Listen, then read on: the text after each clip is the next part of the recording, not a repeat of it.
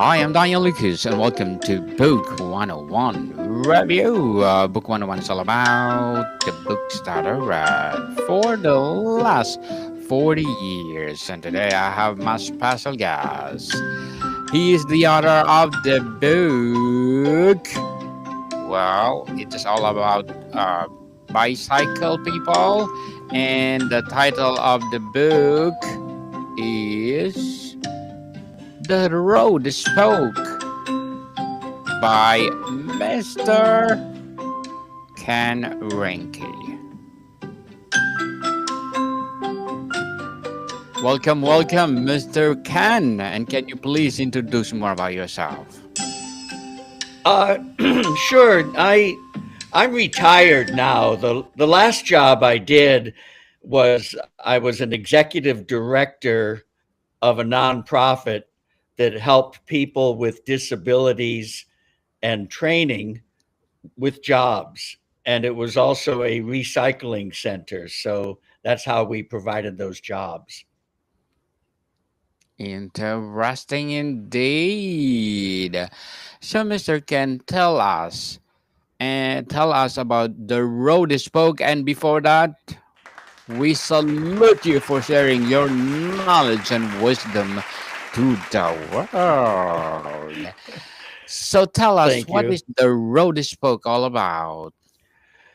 Well, it's actually a lifestyle book, but it's based around a bicycle trip that I made when I was 69 years old, which was from here in Florida to Seattle, 3,700 miles. So I used that trip as the basis of uh, examples of how we can get out of our own way. Interesting. And Mr. Ken, how did you land on the title The Road Spoke? What deeper meaning does it hold? Well, I've most of my life I've been traveling. I've been in 30 countries. I've worked a lot of different jobs, but I've always traveled when I could. So the road spoke. Yes, the trip was a bicycle trip, but the road is the entire world. Entire world indeed. How do you envision as your ideal reader while writing this book? Well, my book is written in the style of Zen and the art of motorcycle maintenance.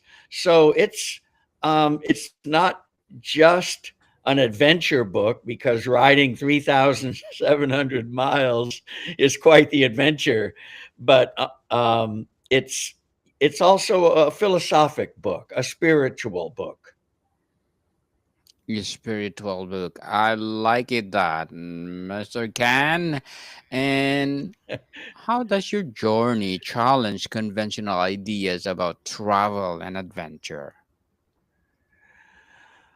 Well, most people's travel really logically is based around their comfort, and mine never has been. When I was traveling in foreign countries, it was always backpack traveling, and obviously riding a bicycle.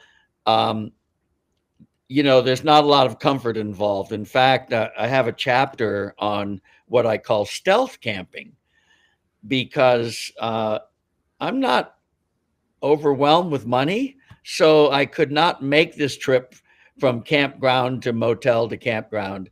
It's stealth camping, Hmm. hiding out. Hiding out, definitely. Yeah, the cowboy way. So let's talk about the journey and challenges, Mr. Ken. What was your most physically demanding moment on the road? Well, since I'm a polio survivor, the whole thing was somewhat physically demanding. I, for instance, cannot stand up in the pedals. So I have to go as far as I can up a pass, sitting in the seat, and then I have to push my bike the rest of the way. So, not a lot of comfort involved. And can you share an encounter that shifted your perspective during the trip? During this particular trip, Yes. um, well, so one of the things is I had a lot of extremely nice encounters. Um, it's really it some of the people I've spoken to are sort of surprised by it, but no, the country is the whole route was stippled with wonderful human encounters, and people were helpful and friendly and generous, and so no, it was really basically good. Very few people that were troublesome. How did you balance trepidation and tranquility throughout your journey? Well, so the book is about it's more or less written. A friend of mine, when I got back from that trip, said, "How did you do it? How did a 69-year-old man, polio survivor, diabetic, ride 3,700 miles on his bicycle while the rest of us are sitting on our couches?" My friends, and it's I live in the moment. I try to stay living in the moment. And then every day is just a day, and you meet whatever challenges you meet during that day. So the whole trip is really based on how can we get out of our own way, and that is part of that is um, living day to day. Living day to day, did you ever consider quitting? What kept you going, Mr. Khan? Yeah, I considered quitting. I mean, this was my second trip across the United States because 2 years before I'd ridden to San Diego, and that was 3,000 miles. But the beginnings of both trips are talking myself out of quitting. And it takes 6 days, maybe 8 days before I get over that hump. And I was telling a friend the other day that by the time I got to Jackson, Mississippi, that was probably 600 miles. I didn't care anymore. I look at Denver's 1,000 miles away. So what? Let's go. Let's so, go. Yes. so And by that point, I'm sorry. go ahead, Mr. Ken. Sorry. Uh, no, that's okay. By that point, there was never ever another thought of quitting. It was just like, what is ahead of me? And 1,000 miles, so what? And I've even spoken to people. I've spoken to groups about this book sometimes, and it's you want to. The essence of the trip is destroyed if you have to sit there and go, okay, Denver, 1,000 miles, 50 miles a day. You're ruining your trip. If you ask me, um, you just get out there and you go.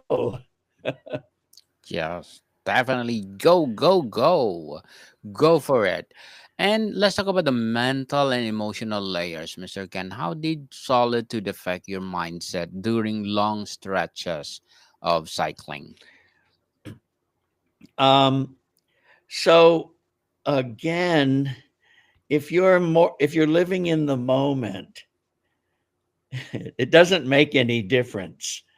And sometimes, maybe I'm on a pass and it's really hard. Um, but there again, okay, when I went over the pass in Montana, I thought I might not make it today, but then I can put my tent up over the guardrail of the highway and spend the night. it really doesn't make any difference. So, except that it all becomes the challenges are just as fun as the easy parts. People ask me what's my favorite part of biking across the country. Well, coasting downhill. Definitely. And what fears did you confront, and how did your journey change your relationship with fear? Well, so that's a cool question, Daniel, because I have to say that I do not suffer much fear. I just don't. Um, I find if you live in the moment, once you live in the moment for a long period of time, then you lose your fear.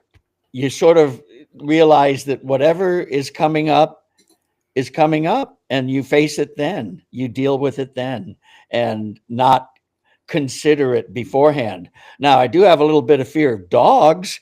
I love dogs, but dogs will chase you and stuff like that. So it's it's not really a fear like, oh, am I going to make it, which should seem pretty funny.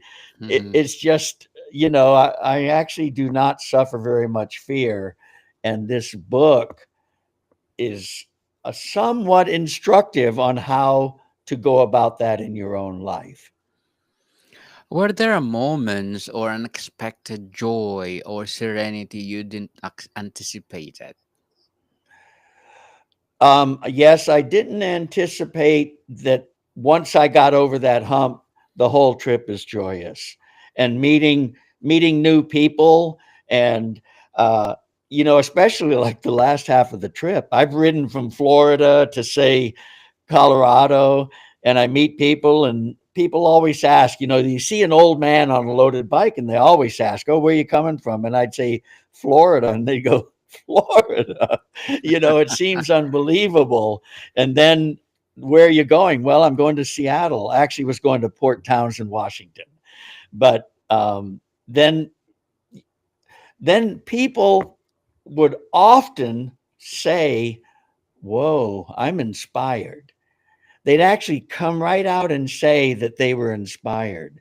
But what was funny about that, hearing that often, most of the time, is that I was never going for that. I was honestly just trying to see if I could ride my bicycle across the whole country to Seattle. Oh, without any established route, also. So it was just what I was doing. And if it inspired people, that was a great side effect. Fun. Fun, fun, fun. Indeed. I like that, Mr. Ken. And what cultural interaction left the deepest impression on you? Um, so so I was in when I was in northern Idaho, a guy came into the breakfast restaurant I was in, and he started interrogating me. It was not a friendly conversation, it was an interrogation. And in that part of the country, there's a lot of anti government, kind of evidently paranoid people.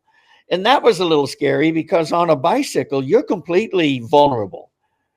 And but I didn't have any trouble after that. But I had those thoughts. It's like, man, this guy found something wrong with me, and he's behaving that way. But in Montana, I was sitting in breakfast. I like breakfast in little restaurants, and I was sitting in a restaurant having breakfast next to two people slightly younger than me. And we had a wonderful conversation. And but they kept asking me, what do you do if you get in trouble, if there's an emergency? And the only thing I could say to that was, you have to cross that bridge when you come to it. You can't anticipate everything, but I was mentally prepared for that. And so when we left the restaurant at the same time, and when I was on getting my bike ready to go, the man had gone to his car, but he came over to me and he handed some folded money to me. And honestly, a lot of people would hand me 10 or $20, and I just think that that was their way of participating in this journey. And so I said, he said, in case of an emergency. And I said, well, I might buy an emergency beer with it. And he said, you do what you want. And then I looked, they were gone. It was $100 bill. And I'm like, oh my goodness.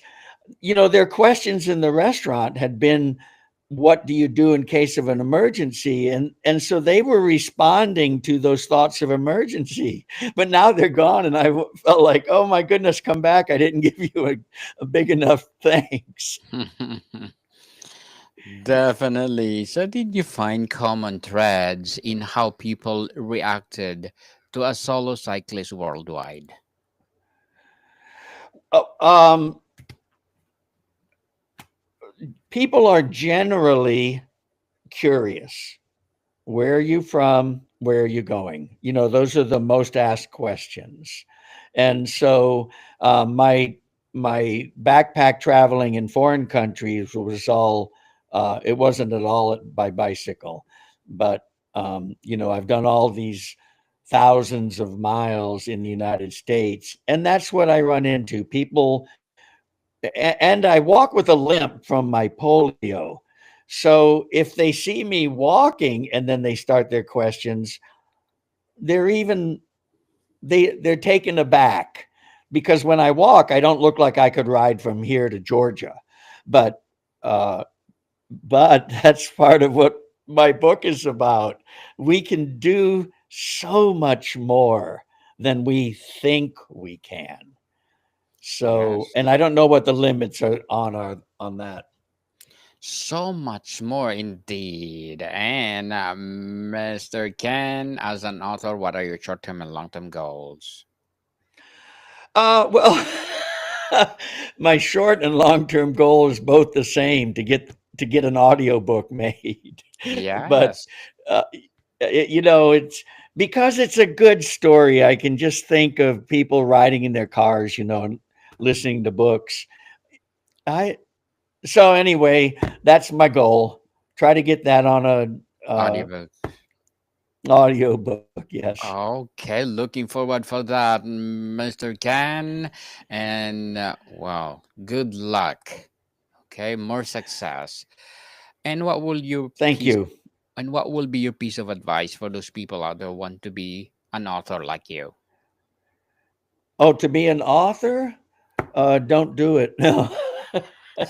It's once you get into that, of course, it's way more difficult than it seems at first.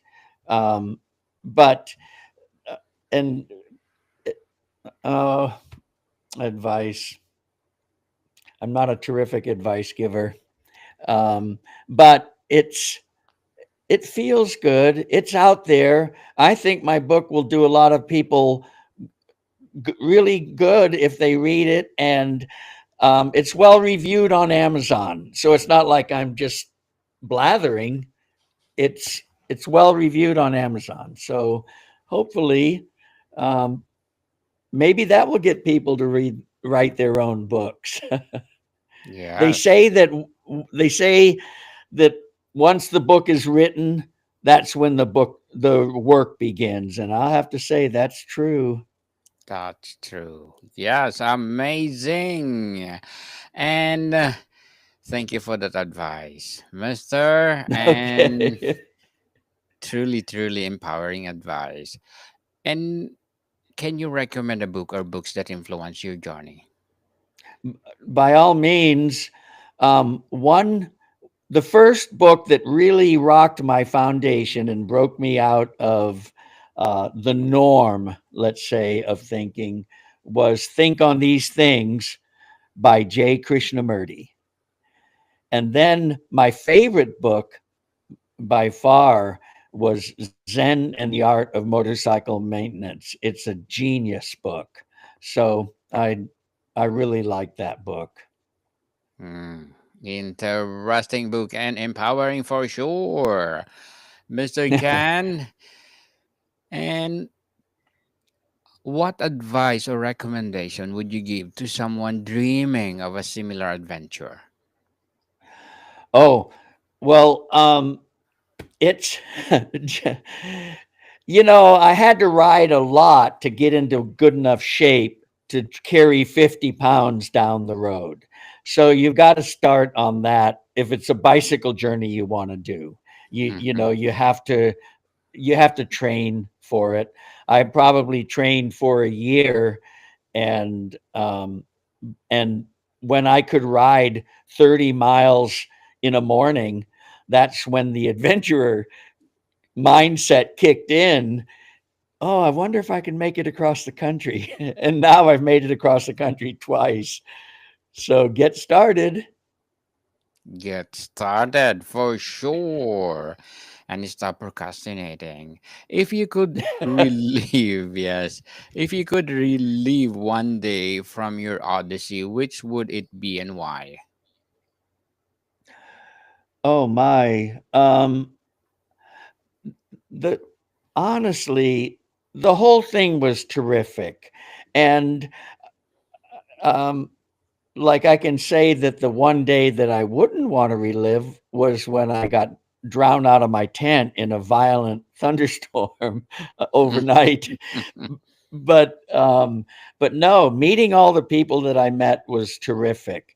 And another thing, people often ask me about the goal, and the problem with a goal, I let go of the goal. In the first 6 or 7 days, that's part of what gets me on is that I let go of the goal, because a goal can make you procrastinate on the happiness. So when you stop worrying about how far ahead that goal is, then you're enjoying your trip.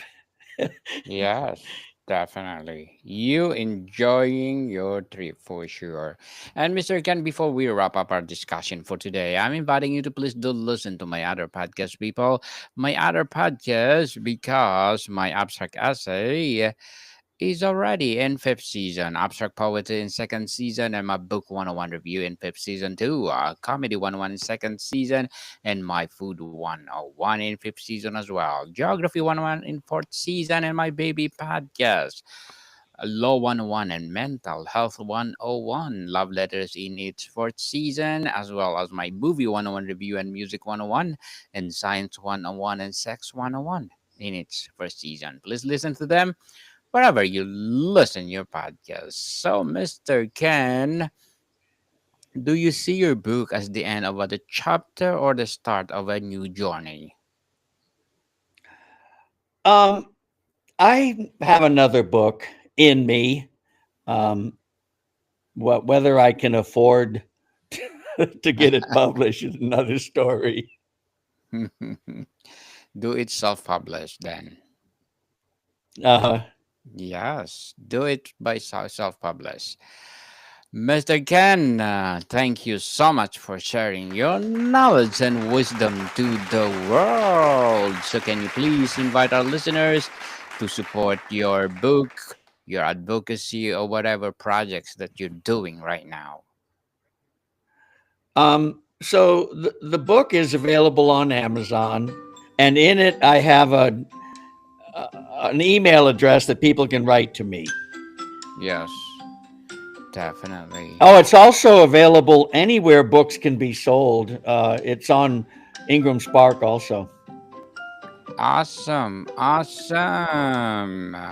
So, people, let's support Mr. Ken Reinke because if you support him, for sure, it will be more and more empowering books to come, and for sure, audiobooks too. So, Mr. Ken, thank you so much for your time. Thank you, Daniel.